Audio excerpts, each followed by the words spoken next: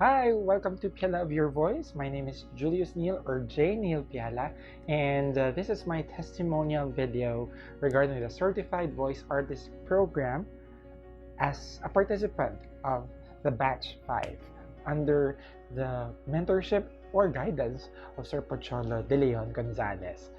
For the entire month of January, I was able to realize something new about myself.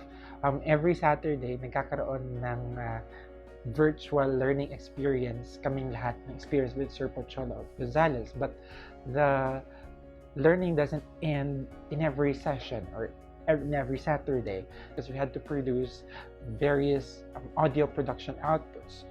And sa akin, I never realized na magkakaroon ako ng ganun kadaming production outputs in 1 month.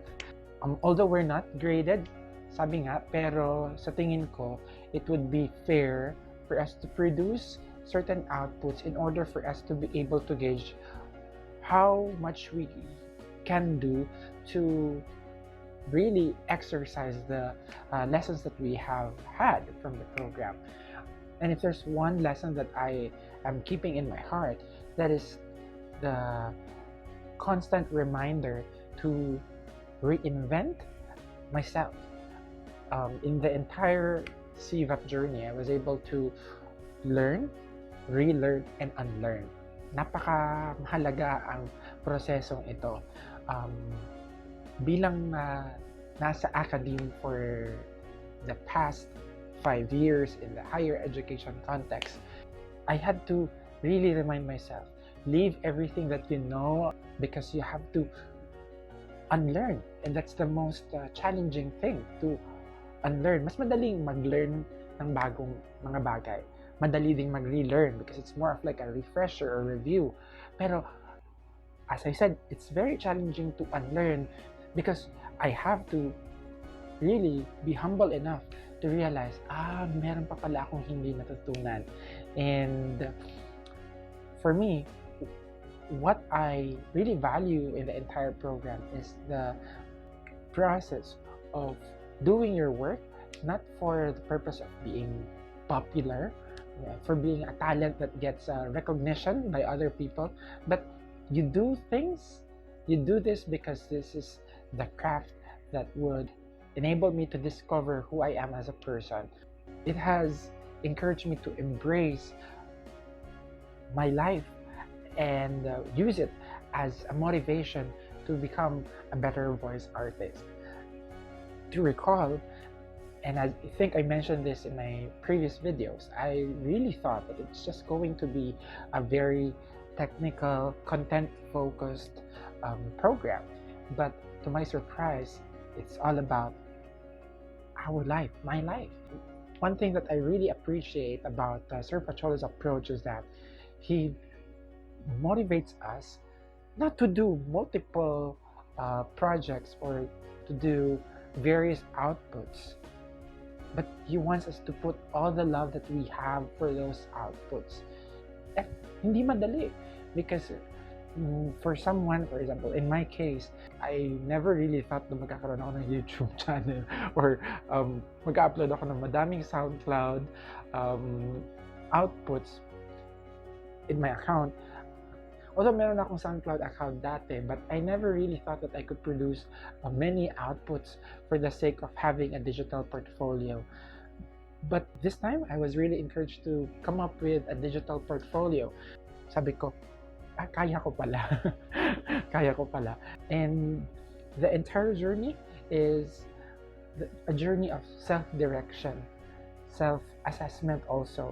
Although we were given pointers, we were given proper strategies or approaches in producing these contents, lalo na yung pagdating sa character voice exercise, pero malaking bagay na ang pagdi-discover ng aming kakayahan or kakayanan ay mula sa amin, sa akin. And I think that makes the entire CVAP program unique. Sabi nga nila, you cannot give what you do not have. And this was my motivation to take this program. I was teaching audio production subjects, voice production. I was teaching voice and diction, speech communication, audio production subjects back in UP Mindanao. Pero during the time when I was teaching those subjects, I felt that there was really lacking. I lack experience. I must admit that. Although I had my radio broadcast experience, but it's hard to teach voice acting.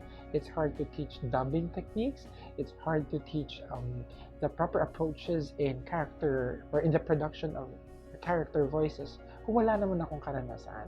Pero iba pa rin ang magkaroon ng isang learning experience from an industry expert tulad ni Sir Choi. So, before, I really even inquired regarding their workshops in Manila.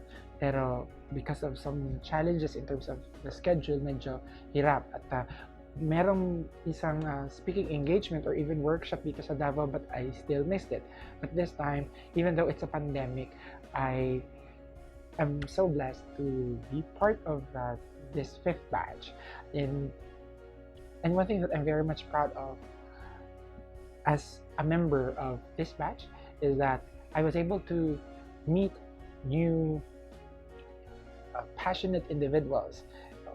Some of them are still students, some of them are in the golden years of their careers, and that alone is a good learning opportunity for me. And I will always treasure this moment wherein I could get to collaborate with them, to share my thoughts with them. And who would have thought that this is possible in times like this, like in a pandemic? So, ibig sabihin, hindi pala malaking obstacle ang pandemya para matuto.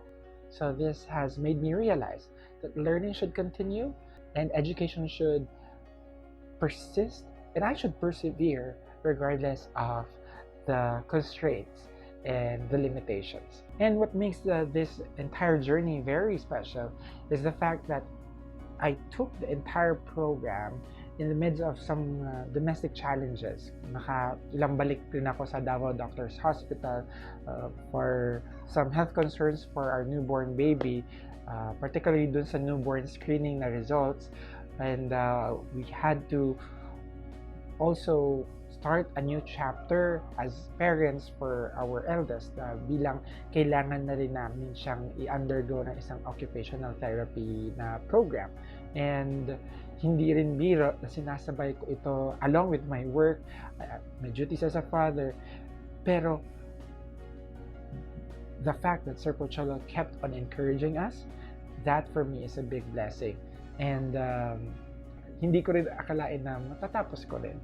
And that alone is a big plus for me right now, na kaya kong tapusin ang anumang bagay sa kabila ng anumang pagsubok. So, I'm a proud CVAP graduate. Yes, I'm a graduate. And I'm looking forward to having more opportunities with my batchmates and other graduates of the Certified Voice Artist program.